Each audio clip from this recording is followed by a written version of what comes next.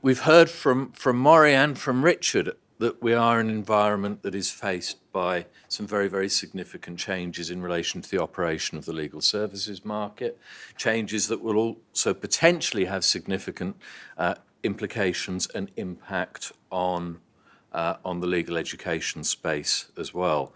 So competition, client expectations, the opportunities and risks associated with organisational disruption, what I would refer to as regulatory disruption. And in an England and Wales context, one can see almost an extreme version of that in the notion of regulatory competition or competition between regulators that's been developed in that jurisdiction.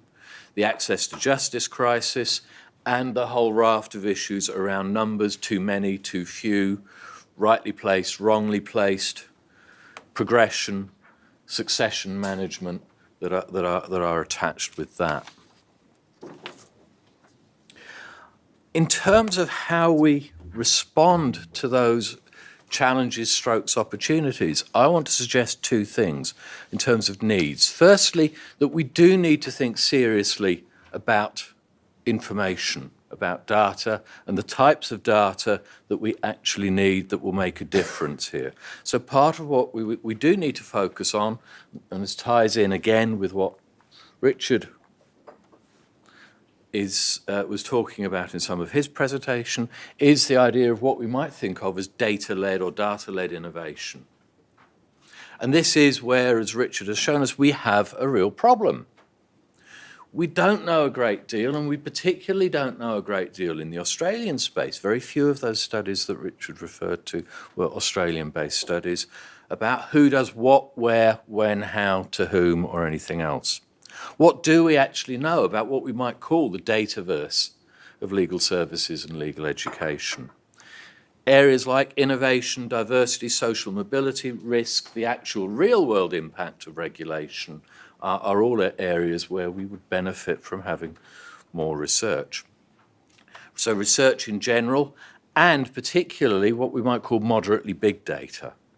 And here in the Australian regulatory and professional space, we have limited big data, even moderately big data, even on the demographics, on certainly comparable data on discipline across jurisdictions, market segmentation, and so on. We have a further challenge in terms of even thinking about whose job it is to provide this kind of data. Is it a job for regulation? Is it a job for representation?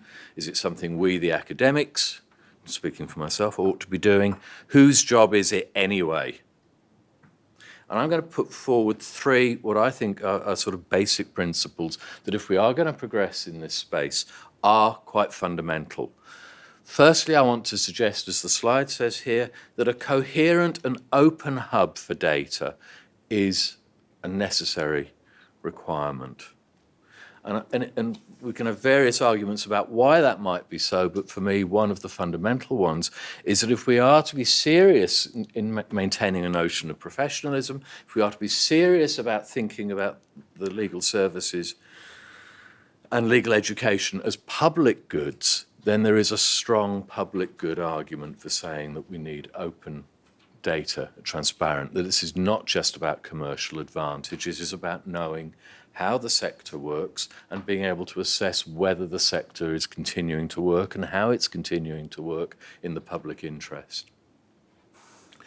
We need to create systems for liaison, perhaps better systems. We have some, of course, but do we need to create better systems for liaison with other participants in each of our jurisdictions, across our jurisdictions, and internationally? And I think there is an argument here that perhaps one of the fundamental needs still is to develop common standards, or at least more common standards, for data generation and collection. And without that, again, we have real difficulty in saying things on any substantial scale. But data isn't the end of the story. And you don't necessarily have to follow me down the full path with what I'm about to say, but I hope it's of interest anyway. because I also think to some extent we need to be thinking about the paradigm that we're operating in, because those changes and challenges that we've been talking about already this morning can be seen, I think, as part of a quite fundamental paradigm shift that we're dealing with. And so to an extent we are not dealing with a set of old problems. We are dealing with new problems. And that may require us to think in terms of a new paradigm. And there are echoes of this in some of the reports and some of the professional literature in other jurisdictions. And I'm going to cite some of those recent reports as I go through the remainder of this presentation. And I'm starting here with the most recent, which is the American Bar Association's Commission on the Future of Legal Services, which came out earlier this year. And they start from not necessarily an entirely new paradigm approach, but they do recognise that, as the quote says, problems cannot be addressed by relying on existing practices.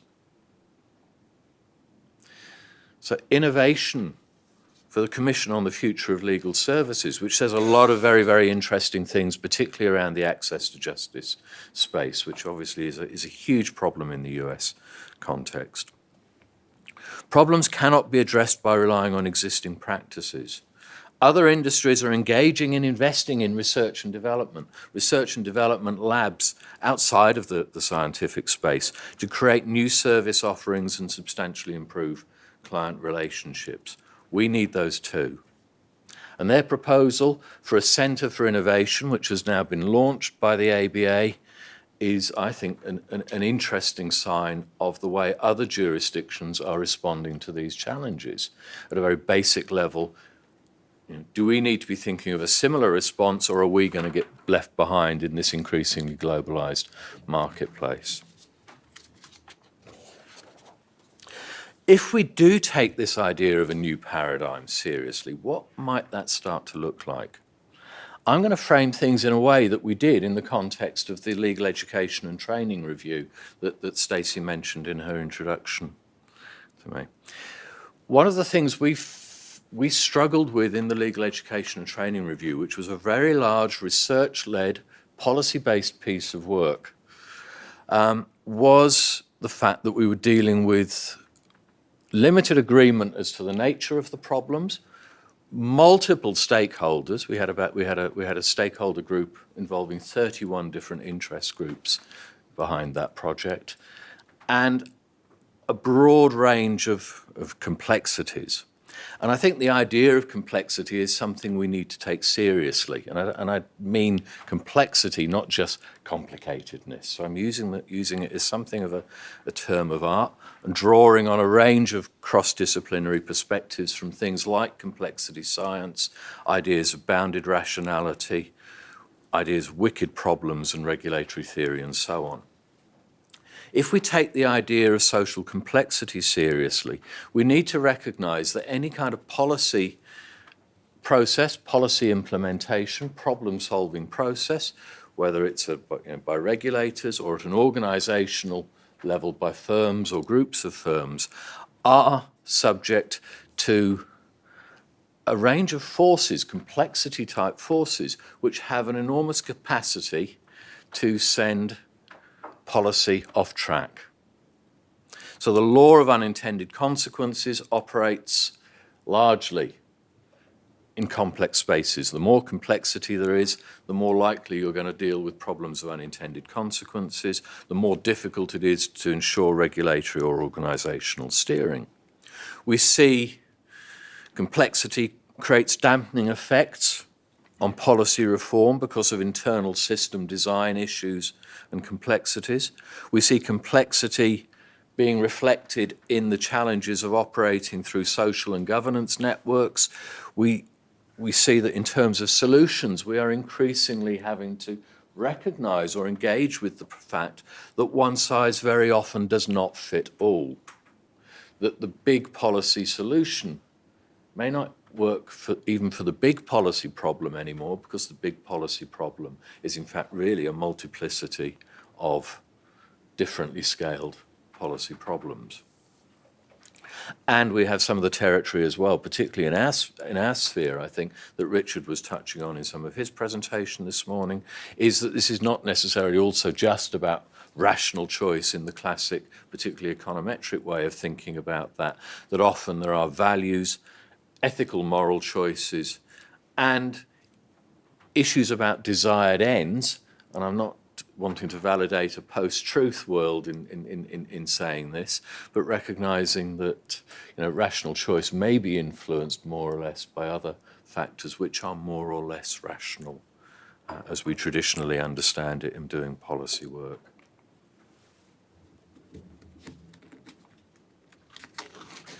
So we can summarise the idea of socially complex problems as ones in which there's no definitive definition, there's a degree of intractability. The information needed may itself be problematic, it may be ill-defined or changing. There will likely to be multiple stakeholders, limited consensus, both in terms of problem definition and indeed sometimes as to who the stakeholders actually are. And different players in this game may also have very different criteria of success in terms of what the good outcomes for these policy games are. Does any of this start to sound familiar? I hope so. If it doesn't, I've just wasted 10 minutes of all of our lives, but I hope it does. And certainly in our space, when we were engaging with the LETR, you could tick the boxes. You could see in that kind of complex policy problem all of these things coming up. And one of the problems we particularly come up against time and time again when we're doing any kind of legal reform work is that we tend to treat legal reform very often as a one-shot opportunity, one-shot problem. Every attempt at a solution matters significantly. And legal education has been a classic example of that, where you have the big hit review every 10, 20, 30, 40 years, whatever your jurisdiction's preference is. Everybody gets very excited about it for a little while, and then we all have usually a set of recommendations, very little of which then has any measurable impact. We all breathe a sigh of relief and settle down again until the next one comes along. Not necessarily a great way of doing business, but it's the way we've tended to do it. So some of what we're talking about here today is actually, I think, a really big game, because what we're saying is, if we even begin to take these ideas of social complexity seriously, then notions of collaboration and cooperation become far more critical, far more central to us having any likelihood of success in the longer term. Socially complex problems are more likely to require solutions that recognise that there are few right or wrong solutions as opposed to better or worse outcomes. Negotiated, contested problems require negotiated solutions, in a sense. We need to build shared understanding of the problem amongst a range of stakeholders, and indeed a shared understanding of the solutions for that matter, and a shared commitment to action. One-shot reforms will have unintended consequences, and I suspect maybe even more likely to have unintended consequences than more iterative, gradualist approaches. Capacity for continuing engagement and institutional design, I think, is absolutely fundamental to creating a flexible, responsive, regulatory space for legal services in the future. And again, so I think there are implications here, not just for research, but also for regulation and the sorts of models of regulation that we're building here. My argument, therefore, is not surprisingly that we need to start thinking about how we create new structures and new, what I would call, communities of practice that cut across these traditional boundaries. And as we've been already, I think, foreshadowing in the conversations today, particularly those perceived boundaries between academia and practice, and indeed some of the boundaries that may be between subsections within that rather broad cloth. So collaboration matters, and that means collaboration in different processes. And I put a quote up there from our own work, the Legal Education and Training Review, to say Paul Maharg and I were both fundamentally involved with. The model of large-scale, infrequent reviews, in that case of legal education and training, is outmoded and should be replaced by a more continuous and incremental approach. Setting of outcomes and standards itself demands an increased degree of collaboration and cooperation across the sector in the context of continuing review. We were about the 5th review in England and Wales that made the recommendation for a coordinating body to do some of this work. Over a course of 70 years, that recommendation has been made by virtually every review of legal education. It hasn't happened. It still hasn't happened.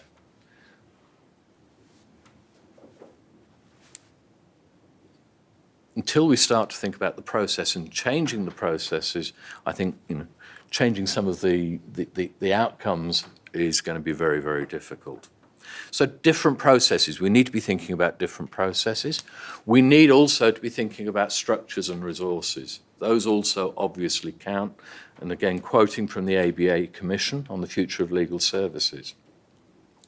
With their innovation focus, innovation is an ongoing process that requires sustained effort and resources, as well as a culture that is open to change.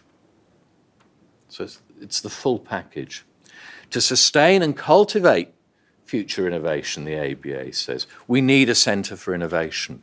So that was their solution, their way of bringing together structure, resources, and a mechanism for cultural change. I want to put this together in terms, at least for now, I'm not going to be asking you all to put your hands in your pockets at the end of the session, you'll be relieved to hear. But I'm going to ask you now that we think about this in terms of that phrase I've already used, which is this idea of constructing something rather more virtual, a community of practice. And it's not my term nor my idea. It has particular currency in the work of Jean Lave and Etienne Wenger. And they define a community as practice as effectively any group that's engaged in a process of collective learning in a shared domain. So the real characteristic of a community of practice is that it's a group that's involved in situated, collective learning and problem solving. And in a way, this is, for me, the core connection with research. Research matters because it's part of learning. It's a route to learning. It's a route to problem solving. So I take a very applied view of what we're talking about here. And so through a community of practice, we're able to take on the lessons, engage in research, take on the lessons of research, have conversations about the implications of that research for practice, have conversations about what other kinds of research we need, and have, I hope, conversations about how we use that kind of information for practical problem solving. It's about learning how to do it better through interaction. To sort of paraphrase the last line of Wenger's definition there.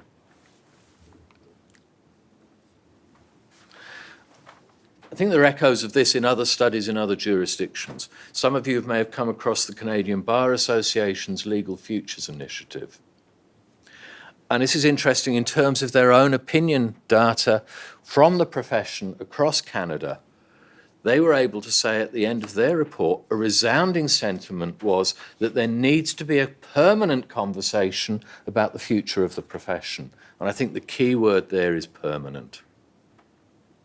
And that for me, again, and I think for the CBA also, means there need to be structures and there need to be resources in place to assure that permanence. Their argument was participants affirmed that there should be a space within the CBA for these issues to be discussed on a more regular basis. You may judge for yourself whether that waters the commitment down or not. We're waiting to see, still in some respects, how the CBA progresses some of this conversation, but I think the point is fundamentally well made. Another ABA report, their task force on legal education in 2014, made a very, in a sense, fairly similar comment specifically in the context of legal education, in some ways echoing some of the things that we were saying in England and Wales with the LETR. It's prudent for the system of legal education to institutionalise the process of dealing with the whole raft of problems that they identified, problems and challenges that they identified with the legal education space. All parties involved in legal education should support a framework for the continual assessment of strengths and weaknesses and of conditions affecting legal education and for fostering continual improvement. Okay, so we're not alone in one sense in this conversation. There are, as lawyers, we all like precedents, and there they are. We have another precedent, and the one that we're drawing on in terms of our proposed collaboration at the moment, between Melbourne, Flinders and ANU, is from medical science, medical education, a thing called the Cochrane Collaboration, which is an extraordinary, fantastic resource, and which was developed really as a resource on evidence-based medicine, and it's become the go-to resource on evidence-based medicine. So the Cochrane Collaboration is a multi-institutional, multinational body now. It's grown up originally from a centre in Oxford through to a more collaborative project over the last dozen years, which provides research data, a certain amount of data banking, and does a lot of work of what we call systematic reviewing, which is not something we have a tradition of doing within legal research, and certainly not within the legal profession space, but it's something that we want to develop in our own work here, which is a kind of meta-analysis and synthesis of existing research data. So you get someone to do the kind of ultimate report on the state of the art of in relation to a particular issue. So what does all the research globally tell us about this? What are the most reliable studies? You are transparent about your criteria for reliability, so people have a sense of the basis on which data has been chosen. And you produce both a technical report and the quick read, so that you've got stuff here that is usable very usable in the policy space, as well as in more traditional academic conversation as well. So that's our model. We're at a very, very early stage of developing it. What we would like to see we're talking over the years here, quite literally, is that this thing, and we're proposing to call it the Thymus Collaboration, recognising our legal basis, in Themis, the goddess of justice, so that we will be a number of partner institutions. We're starting with 3, but we would like to expand that first within the Australian jurisdictions and then longer term internationally as well. There will be opportunities for individuals to work with us as associated researchers, and it would be great to have a conversation about practitioner researchers in that space as well down the line. I know some firms have at various points had conversations about academic sabbaticals for people and that kind of thing. Very, very difficult to do, but it would be great to be considering that as an option as well as bringing in individuals on specific projects and activities. We need to directly engage with professional stakeholders, and that needs to be built into the structures that we're developing. And we will also need funding. We also do need to be thinking about sponsors and where the resources for something like this is coming from. We are, like most things in this world, starting off as a bit of a shoestring enterprise, though I should acknowledge the substantial support from Melbourne Law School for this first startup year that has helped us get to the point that we're at today, and indeed has helped fund this event today to have this conversation.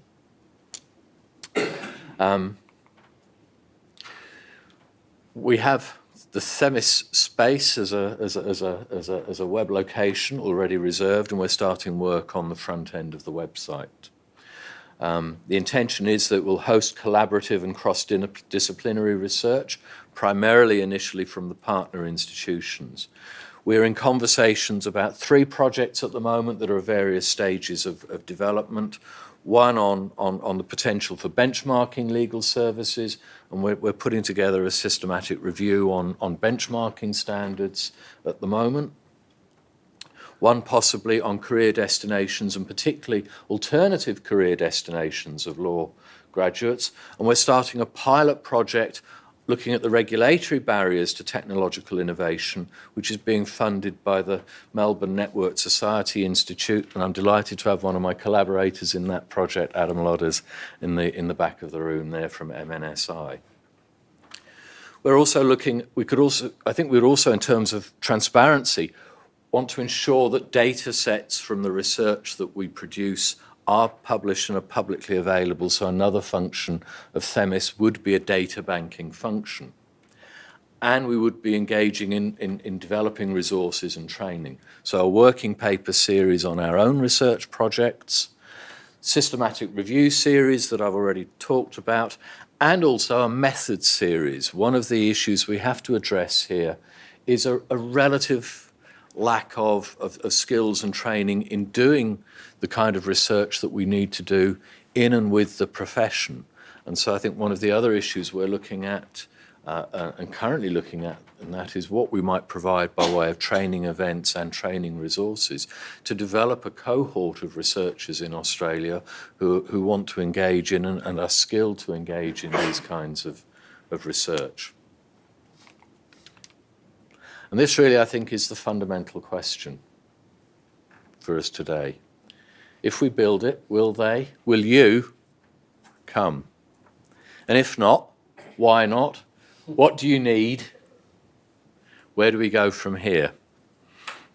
So it's the start of a conversation, not the end. And thank you very much for listening.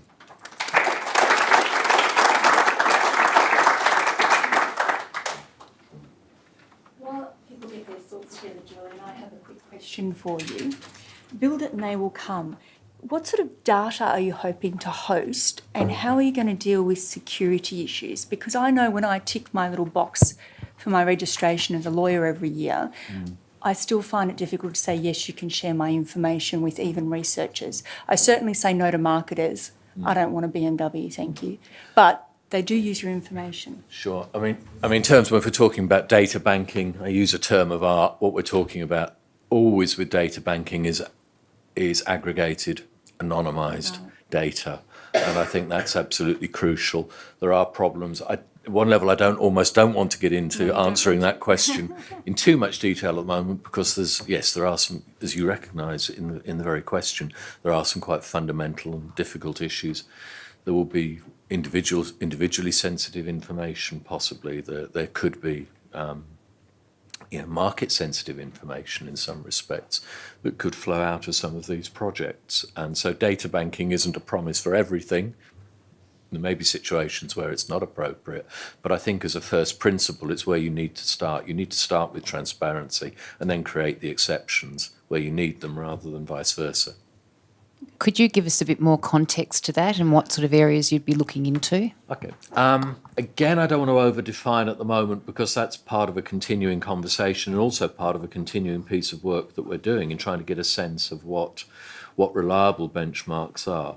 So it can be a mix of things. I mean, at the most basic level, we could be talking about demographic markers, obviously, with aggregated data about what the profession looks like, gender, ethnicity, etc., other kind of profile aspects. But also, I think the more interesting aspect is looking at the data on the current market trends, market positions, and obviously we've done a little bit of that already with the two state of the market surveys that have been conducted by MLS in conjunction with Thomson Reuters.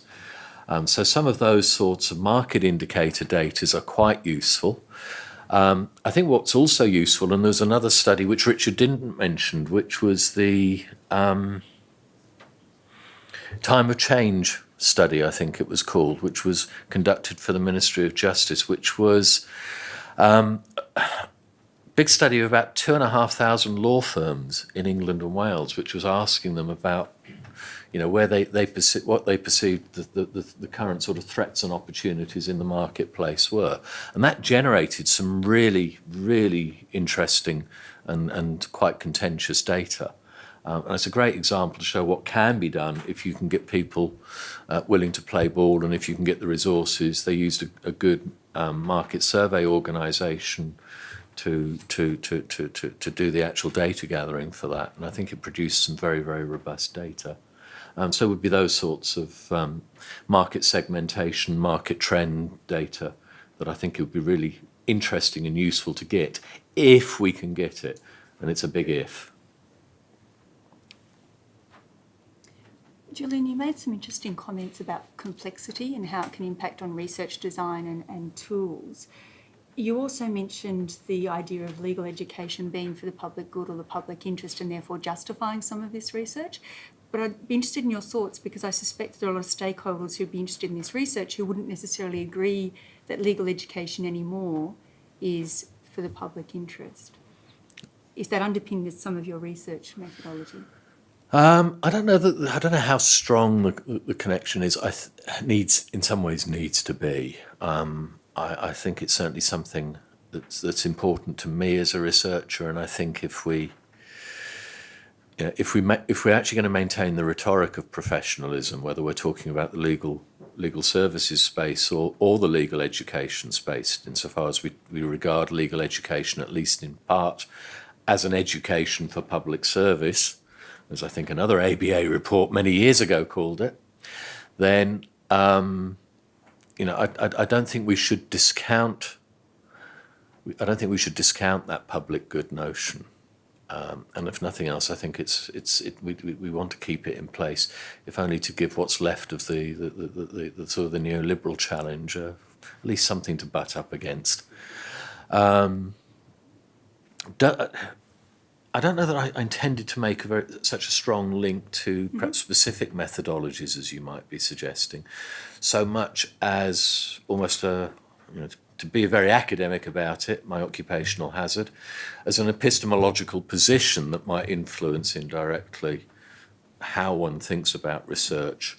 I think in the way that it may make a difference in terms of research is in the extent to which we are focusing on right, wrong, good, bad, binary outcomes versus, better, worse, more good, less good. What are the kinds of values that we even bring to making those judgments, and the extent to which we have a kind of transparent conversation about the judgments we're bringing to the evaluation process. And I think particularly in areas like legal education research, having those kind of conversations is very important and a useful kind of aid to transparency that we haven't always had. Question over here. It seems that part of this discussion and Richard's beforehand has focused on methods and data, and that's great.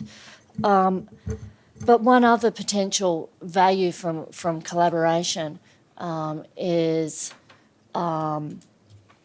through theory or what sort of questions we ask. So one of the values of a collaboration is not just being able to collect that data, but also to be able to explain it. It's difficult in a legal area where there isn't a lot of empirically trained researchers, and so people tend to get caught up on, well, let's collect data, instead of thinking, how can we explain that? What does this data mean? What does it mean for the legal profession, and how can they use it? What is innovation? How does this relate to globalisation? And so I can see here on the list a method series, but maybe we should also be thinking about explanatory frameworks as well, and the new sort of theoretical tools we need to explain what's going on in the future. No, I wouldn't disagree with that in the slightest. There has to be space for both. I suppose I did actually mean it slightly as a health warning when I said I was taking a very applied approach in what I was saying today, because I wanted to focus on a particular set of messages. That was not meant to undermine any, the significance of that ability to be reflexive and to think theoretically about these things as well. And I think that's obviously also an important part of what we should be doing, for sure. talking about learning from other places. Who's paying for the ABA's Centre of Innovation? Do you know? How's it being Good question. funded? How might we better replicate that? I'm not sure. I mean, it's interesting that they've gone down that path because you've already got the American Bar Foundation, which is funded through I think largely through insurance premiums and or through insurance. I don't know how the Centre for Innovation itself is being funded. I don't know if anyone else has picked up on that. I'm happy. It's still very early stages. They've got something approaching a website and not a great deal else, but I haven't seen a lot about that. It's a real issue. It's certainly going to be a real challenge for us. We have some business planning to do. Well, let's put it that ASIC's way. introducing a user pay system. You'll be able to have a user pay system, won't you, Julian? The trouble with user pay systems is that you immediately start restricting access, and of course I think and sometimes actually that can be an issue, particularly if you're getting research funded by other bodies. There may be problems with that from that point of view. It's something that instinctively I'm against personally, for what it's worth, and this is a personal view, because again, the public good argument, transparency arguments, both militate against having too much stuff hidden behind paywalls. There may be some services, some things that we do as the collaboration develops that could be done on a user pay basis, so I wouldn't rule it out entirely. But again, that's a developing future conversation. One last question over here, yes, sir.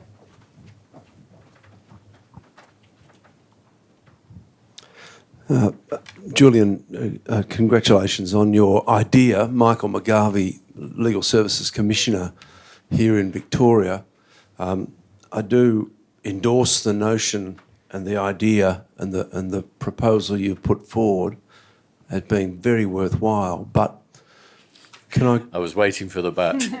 Can I qualify it? Because a lot of the references you made to the future scoping and future analysis are being done by some of the other organisations, or being hoped to be done by some of the other organisations, suggests to me that they're too late. That regulators like ourselves, for example, have been registering brand new models of legal structure without a lot of trouble, without a lot of difficulty for either ourselves or the regulated community for quite a while, and the organisations that are benefiting from the work that we do as a regulator haven't needed to, I suppose, rely on philosophical analysis about the way they fit into the legal services market. And you also heard from Marie Bismarck before about the collaborative work that she and her group are doing with us on 10 years of data from the Victorian regulator. And we're very confident that highly, highly confidential, sensitive information that was handed over on contract to these trusted people has been beautifully cleansed and de-identified, and now fits as a block of material that can be analysed and reported upon for quite some time. So the point I'm making in short is I endorse what you're saying, but over-researching some future stuff that's already happened might be too late. In a sense, yes, we've got to be selective. I thought it was interesting. You know, your regulator's hat there, Michael, is the emphasis on the word trouble. If we turn it around in terms of opportunity, and we're looking at what lessons can be learned in terms of opportunities for the future, how different models might be operating. I don't.